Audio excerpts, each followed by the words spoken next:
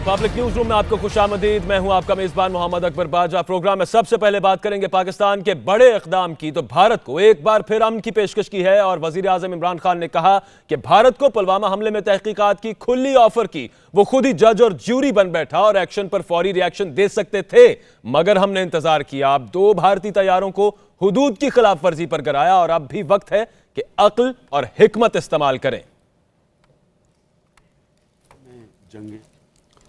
कल से जो सिचुएशन बनता जा रहा है, कल सुबह से मैं ये चाहता था कि मैं आपको इत्मीनान में लूँ इस चीज़ के। देखें, हमने पुलवामा के बाद हिंदुस्तान को पूरी ऑफ़र की कि किसी किस्म की वो इन्वेस्टिगेशन चाहते हैं, हम उसके लिए तैयार हैं। हमने ये इसलिए कहा कि ये पाकिस्तान के इंटरेस्ट में नहीं है कि हमारी ज़मीन इस्तेमाल की जाए कहीं भी दुनिया में बाहर दहशतगर्दी करने पे, और ना ही बाहर से कोई पाकिस्तान की ज़मीन इस्तेमाल करे। मुझे ये ख़दशा था कि उसके बावजूद हिंदुस्तान ने कोई एक्शन लेना, और इसीलिए मैंने उन्हें कहा कि हमारी मजबूरी होगी, जब आप एक्शन लेंगे हमारी मजबूरी होगी रिस्पॉन्ड करना, क्योंकि कोई भी सॉवरन मुल्क ये किसी मुल्क को इजाज़त नहीं देता कि वो उसके मुल्क के अंदर कार्रवाई करे और ख़ुद ही फैसला कर ले कि वो उसने जुर्म किया, जज जूरी और एक्सिक्यूशन खुद ही बन जाए। लिहाजा मैंने हिंदुस्तान को कहा कि हमें जवाबी कार्रवाई करनी पड़ेगी, और आज हमने एक्शन लिया। हमारा पहले से प्लान था कि कोई कोलैटरल डैमेज ना हो, कोई कैजुअल्टीज़ ना हो, सिर्फ हम ये बताएं हिंदुस्तान को कि हमारे में कैपेबिलिटी है। जितनी भी दुनिया में जंगें हुई हैं बड़ी बड़ी, सारी जंगों में मिसकैलकुलेशन हुई है। किसी ने भी ये नहीं सोचा था कि जो जंग शुरू कर रहे थे कि वो जंग किधर जाएंगी। मेरा सवाल ये है हिंदुस्तान हुकूमत से कि क्या जो हथियार आपके पास हैं और हमारे पास हैं, क्या हम मिस कैलकुलेशन अफोर्ड कर सकते हैं? इसलिए मैं फिर से आपको दावत देता हूँ कि जब हम तैयार बैठे हैं, हमने आपको कहा कि जो आपकी पुलवामा की जो ट्रेजेडी हुई, उसके जो आपको जो दुख पहुँचा है, किसी किस्म का डायलॉग करना चाहते हैं दहशतगर्दी के ऊपर, हम तैयार हैं। लेकिन मैं फिर से आपको कहूँगा कि इस वक्त बेटर सेंस शुड प्रिवेल। हमें बैठ के बातचीत से अपने मसले हल करने चाहिए।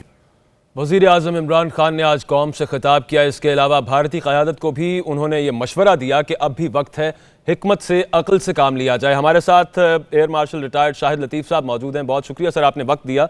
इमरान खान साहब ने आज फिर रीइटरेट की वो बात, दोबारा वही बात की और एक मरतबा फिर भारत को अमन की पेशकश की, मुज़ाकरात की पेशकश की, और DGISPR भी ऐसी ही बात कर चुके। अब आपको लगता है जो आज ख़ास तौर पर हुआ और उसके बाद भारत वहाँ पर कोई अकल प्रिवेल करेगी, कोई हिकमत से काम लेगा भारत, या फिर ईगो में आके ये मामला आगे बढ़ सकता है? देखिए, जहाँ तक उनका पुराना रिकॉर्ड है उसमें तो उनका रवैया हरगिज वो नहीं रहा कि जिसमें वो मुज़ाकरात के जरिए मामला जो उनको हल करना चाहें, खासकर जो कश्मीर वाला मामला है। हमें तो अरसा हो गया उनको मुज़ाकरात की दावत देते हुए, मगर वो कोई ना कोई बहाना करते हुए मुज़ाकरात से भाग जाते हैं।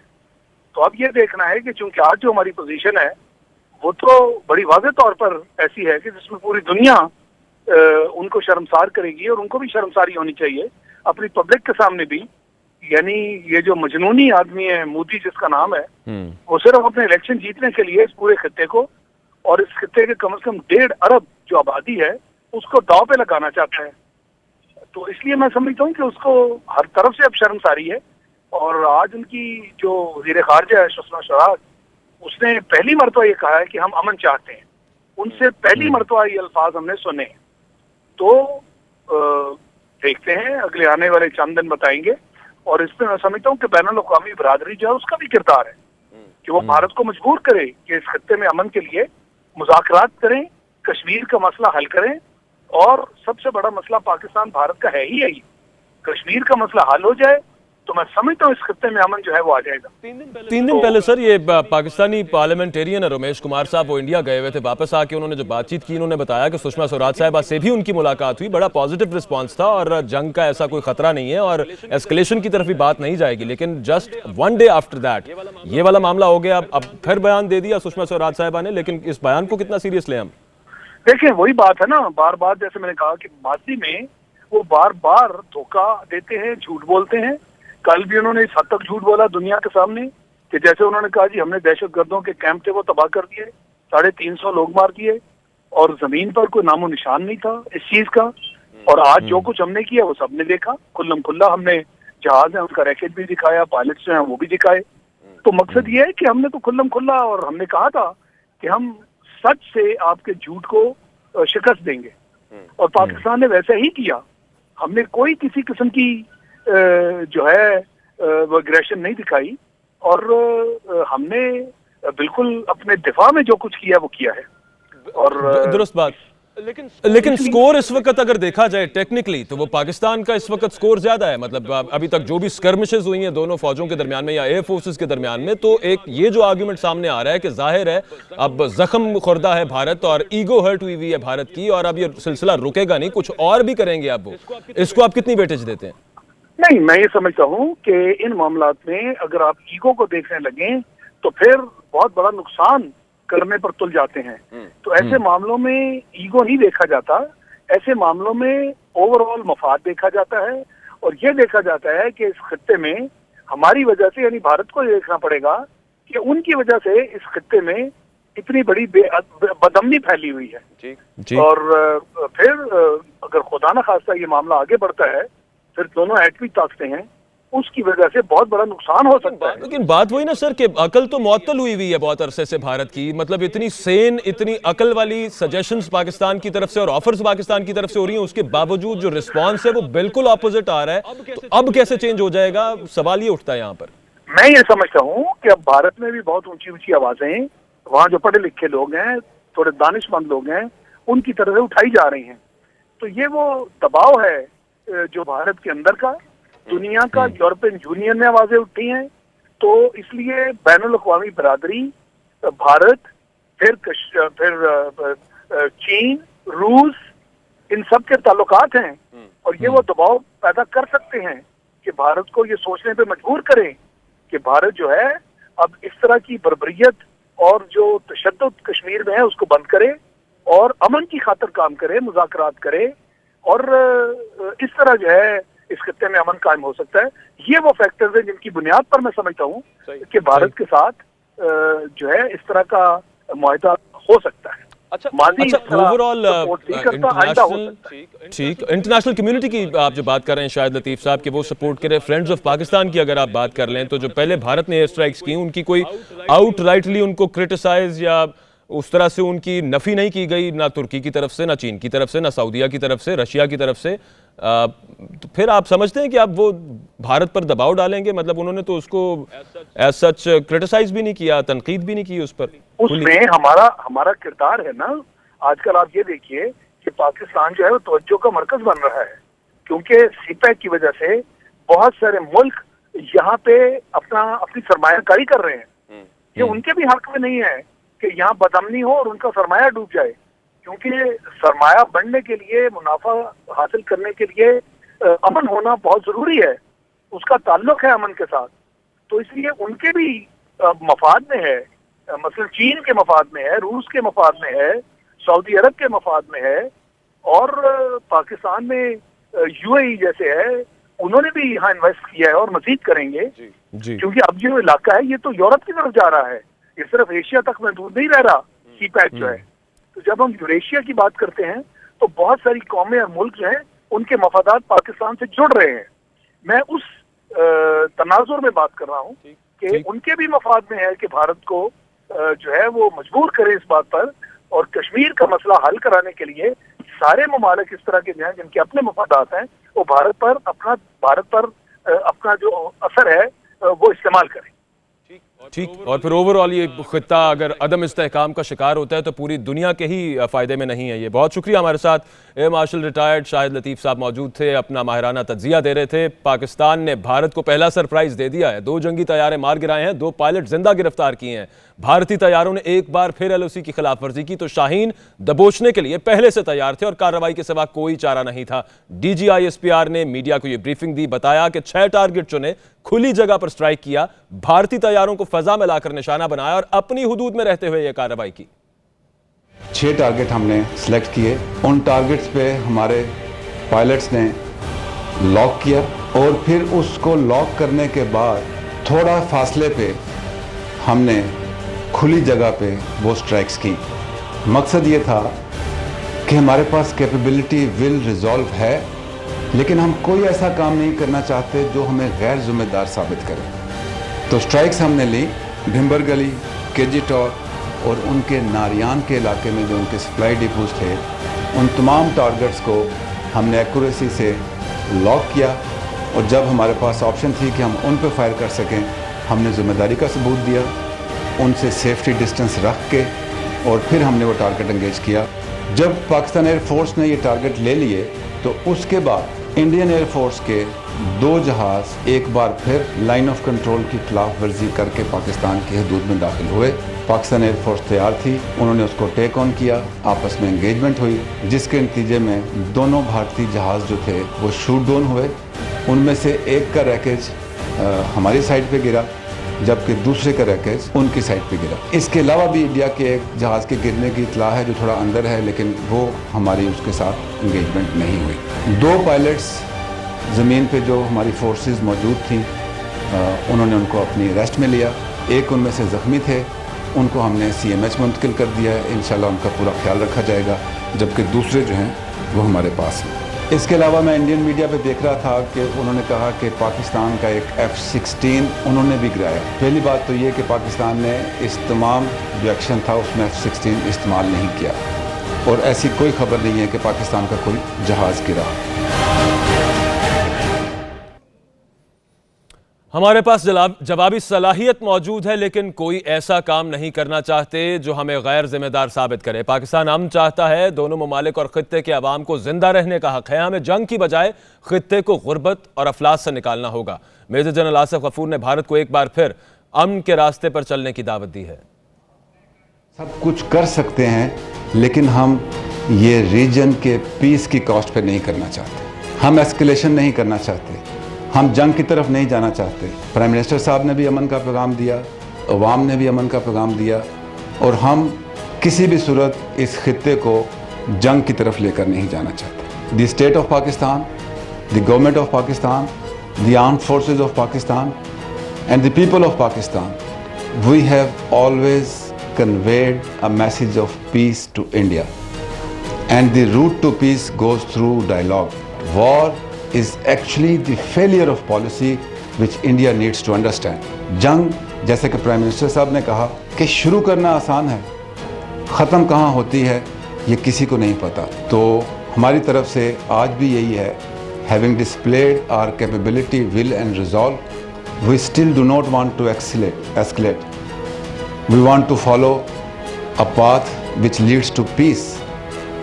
The people of both the countries and the region at large, they have a right to live and live in peace. तो आइए मिलकर बैठें, बातचीत करें। जंग मसलों का हल नहीं होती।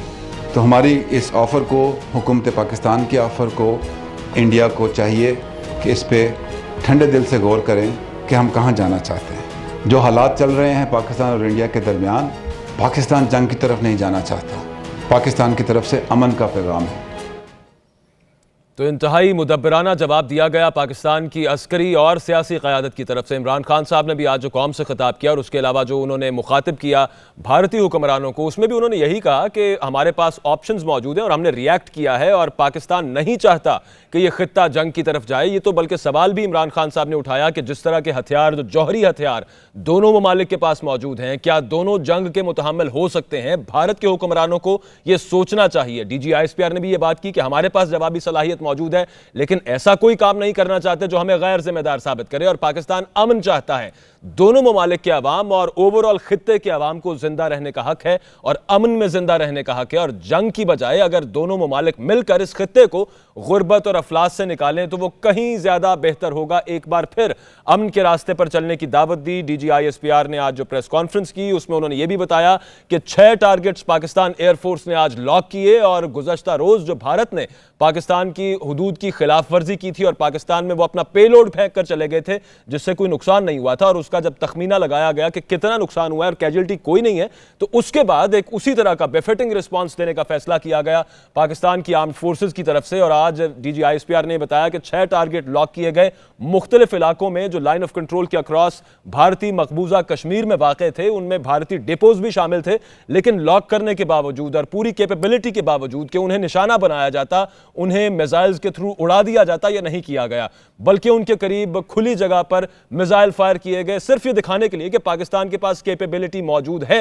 पाकिस्तान चाहता तो ऐसा कुछ कर सकता था, लेकिन पाकिस्तान ने जिम्मेदारी का मुजाहिरा किया। और फिर जब 2 इंडियन मिग तैयारों ने एक मरतबा फिर आज सुबह पाकिस्तान की हुदूद में दाखिल होने की कोशिश की, तो उन्हें एंगेज किया पाकिस्तान एयरफोर्स ने और उन दोनों को मार गिराया। एक तैयारे का जो रैकेज और मलबा था वो इंडियन कश्मीर में गिरा, जबकि दूसरे का पाकिस्तान की साइड पर गिरा। वो आपको टीवी स्क्रीन पर हम दिखा भी चुके हैं। और 2 पायलट्स पाकिस्तान ने इंडियन एयरफोर्स के गिरफ्तार किए हैं। तो पाकिस्तान की फजाइया ने अपनी बरतरी बरकरार रखी। इसी पर सियासी रहनुमाओं के भी रद्द अमल आ रहे हैं। शेख रशीद साहब ने कहा कि हम जंग नहीं चाहते, मोदी 5 रियासतों में हार चुका है। वजीर आजम इमरान खान ने सुलह की बात की है। मजीद वो क्या कह रहे थे आपको दिखाते हैं। ने आज अपनी जो बर्तरी है वो बरकरार रखी है और 65 की जंग में भी MM आलम जैसे अजीम पायलट थे। और आज इंडिया ने जो कल सेलिब्रेट कर रहा था उसको बताया है कि इस तरह भी होता है, लेकिन हम जंग नहीं चाहते। DGISPR ने आज बहुत तारीख़ी प्रेस कॉन्फ्रेंस की है। एक यूनिफॉर्म में एक फ़ौजी जर्नल ने जो बातें की हैं वो हिंदुस्तान को समझनी चाहिए। और अगर इसका रिएक्शन हुआ और अगर इंडिया ने कोई हमाकत से बाज ना आए, क्योंकि मोदी जो है वो मोदी सरकार 5 रियासतों में इलेक्शन हारने के बाद वो टोटली डेस्परेट हो चुकी है और वो जंग की तरफ गामजन है। और अगर ये जंग हुई तो ये आलमी जंग से भी ज़्यादा हौलनाक होगी, क्योंकि हमारे पास कोई ऑप्शन नहीं है। पाकिस्तान है तो हम हैं और सारी कौम सीसा पलाई दीवार की तरह पाक फ़ौज के साथ खड़ी है। इमरान खान साहब ने बहुत ही अच्छी बात कही है कि जंग शुरू करना आसान है, उसको ख़त्म करना आसान नहीं है। उन्होंने सुलह की बात की है। और अभी भी आज जो मीटिंग हो रही है, इस वक्त हाई जो एक मीटिंग हो रही है जर्नल्स की और कंसर्न मिनिस्टर्स की, उसमें भी यही बात की जा रही है कि भाई जंग मसले का हल नहीं है, आओ मिलकर बात करें। लेकिन अगर ये जंग हुई तो ये पाकिस्तान और हिंदुस्तान की आखिरी जंग होगी। और ये ज़रूरी नहीं है कि इसके असरात पाकिस्तान और हिंदुस्तान तक रहे, ये सारे पड़ोसी मुल्कों को भी उसकी हौलनाकियों से गुजरना पड़ सकता है। शेख रशीद साहब की गुफ्तगू भी आपने सुनी। उनका भी यही कहना था कि भारत के साथ हम अमन चाहते हैं, जंग नहीं करना चाहते, लेकिन मुसल्लत की गई तो तमाम तर कैपेबिलिटी हमारे पास मौजूद है। हमारे साथ सीनियर तज्जियाकार हैदर मेहदी साहब लाइन पर मौजूद हैं। बहुत शुक्रिया सर, आपने वक्त दिया। अब इमरान खान साहब ने, DGISPR साहब ने और ओवरऑल पाकिस्तान की पॉलिटिकल क़यादत ने जिस मुदब्बराना अल्फाज में भारत को ये ऑफ़र किया है एक मरतबा फिर कि अमन की तरफ आया जाए, उस पर आपका मौक़िफ़ हम जानेंगे। हमें राजा ज़फ़रुल हक साहब ने भी ज्वाइन किया है, उनसे बात कर लेते हैं इस सारे मामले पर। सर, यकीनी तौर पर इमरान खान साहब ने जो ऑफ़र की है और आर्मी जनरल की तरफ से जो ऑफ़र आई है, DGISPR की तरफ से जो ऑफ़र आई है, उसके अलावा जो पॉलिटिकल एलीट है पाकिस्तान की, वो एक ही बात कर रही है कि जंग की तरफ हम खुद नहीं जाना चाहते। लेकिन the $1 million question here is कि इंडिया के जो डिसीजन मेकर्स हैं वो इस ऑफ़र को जो अब तीसरी चौथी दफ़ा कराई गई है, आपके ख्याल में कुछ सीरियस लेंगे? अब सीरियस लेना तो चाहिए।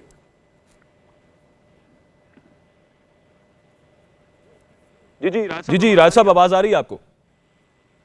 जी आ रही है। सवाल आपसे ये मैं पूछ रहा था राज साहब, आपके ख्याल में सीरियस आपने कहा लेना तो चाहिए, लेकिन आपको लगता है कि सीरियस लेंगे या नहीं? दुआ तो सबकी यही है कि सीरियस लेना चाहिए। में थोड़ा सा वक्त लगेगा और फिर सारी तवज्जो उसी तरफ हो जाएगी। अच्छा, अगर पाकिस्तान की इस ऑफर को सीरियस नहीं लिया जाता, एस्केलेशन की तरफ जाता है भारत, और पाकिस्तान के पास ऑप्शन फिर क्या बचती है आपकी नजर में? फिर पाकिस्तान क्या फिर फुल ऑन वॉर की तरफ हमें भी चले जाना चाहिए? ये तो मेरा नहीं ख्याल कि कोई ऐसी सूरत होगी, अल्लाह करेगा। लेकिन अगर वो बिल्कुल इस बात पर मानने को तैयार ना हुए सही तो फिर तो मजबूरी है। ठीक, फिर वाकई मजबूरी होगी। बहुत शुक्रिया। राजा ज़फ़रुल हक साहब हमारे साथ मौजूद थे। हैदर मेहदी साहब, same question to you sir. अब जिस तरह की ऑफर और जितनी अर्नेस्टनेस के साथ Pakistani leadership civil and military Bharat को तीसरी चौथी मरतबा ये करा चुकी है, सवाल वही पैदा होता है और तशवीश भी उसी पर है कि क्या ये जो ऑफर कराई गई है उसे इंडियन डिसीजन मेकर सीरियसली लेंगे, उसको एक्सेप्ट करेंगे, इस तरफ जाएंगे, या फिर ये वॉर पाथ पर ही चलते रहेंगे?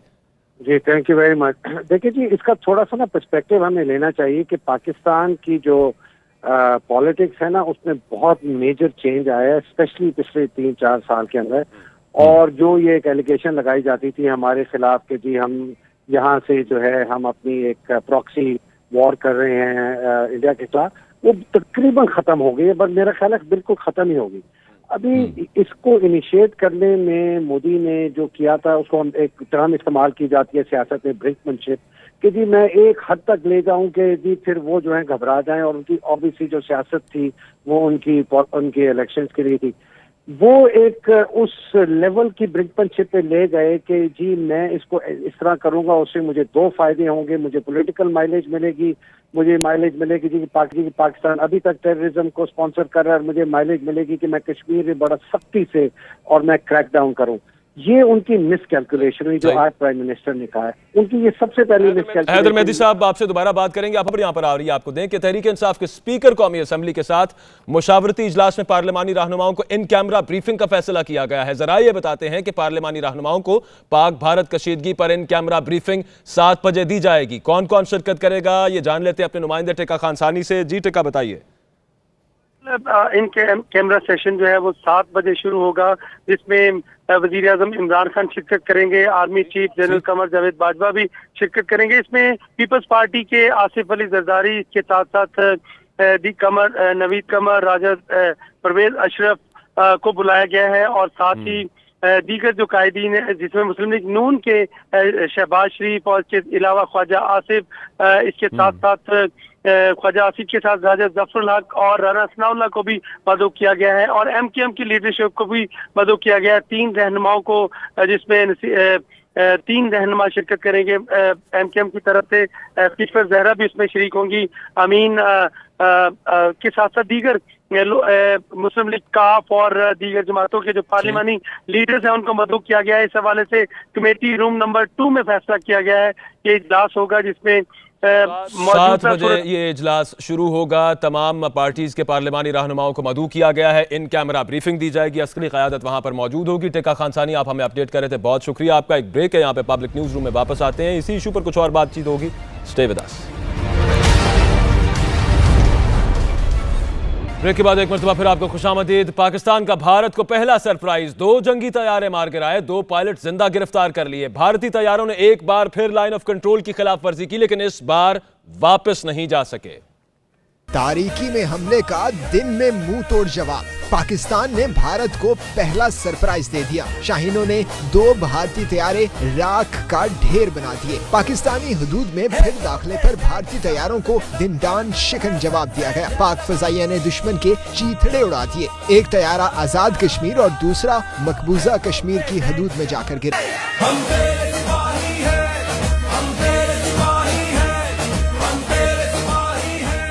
पाक एयरफोर्स के शाहीनों ने भारत का गरूर खाक में मिला दिया। 2 तैयारे भी मार गिराए और 2 पायलट्स भी गिरफ्तार कर लिए। जख्मी पायलट को इलाज के लिए CMH मुंतकिल किया गया है, जबकि दूसरे को मीडिया के सामने पेश किया गया। भारतीय पायलट ने अपना नाम और इंडियन एयरफोर्स का सर्विस नंबर बताया। My name is Wing Commander Abhinandan. My service number is 27981. I am a flying pilot and my religion is Hindu. भारतीय मीडिया ने पाक फजाइया की जानिब से 2 भारतीय तैयारे गिराने को हकाइक के मुनाफी करार दिया था। ताहम पाकिस्तान ने भारतीय पायलट को मीडिया के सामने पेश करके भारत के इस नए झूठ का भी पोल खोल दिया है। पाक फौज के भारत को सबक सिखाने पर पाकिस्तानियों के साथ साथ कश्मीरी भी खुशी से निहाल हैं। भारतीय पायलट्स की गिरफ्तारी पर कश्मीरी अवाम सड़कों पर निकल आए और पाक फौज जिंदाबाद के नारे लगा दिए। फौजी जवानों की गाड़ियों पर फूलों की पत्तियां निछावर करते रहे। राजा उस्मान ताहिर हमारे नुमाइंदे इस्लामाबाद से हमारे साथ होंगे। आपको बताते जाएं कि अब जो मुंह तोड़ जवाब दिया भारतीय फौज को और उस पर वालेहाना इस्तकबाल किया गया कश्मीरियों की तरफ से, पाक फौज के जवानों का पाक फौज जिंदाबाद के नारे लगाए गए। वहां पर समा था क्या, आप जरा खुद देख भी लीजिए एक मरतबा।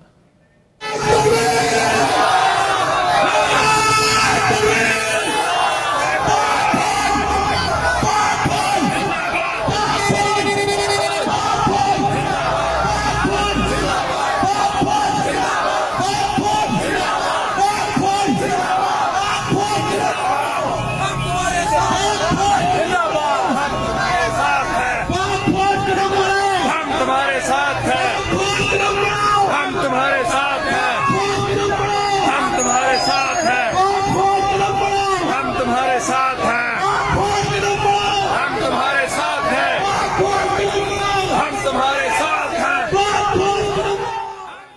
कश्मीरी भी खुशी से निहाल हैं। पाक फौज के जवानों का उन्होंने भरपूर इस्तकबाल किया। पब्लिक न्यूज़ रूम का वक्त यहाँ पर खत्म हुआ। इजाज़त दीजिए, अल्लाह हाफ़िज़।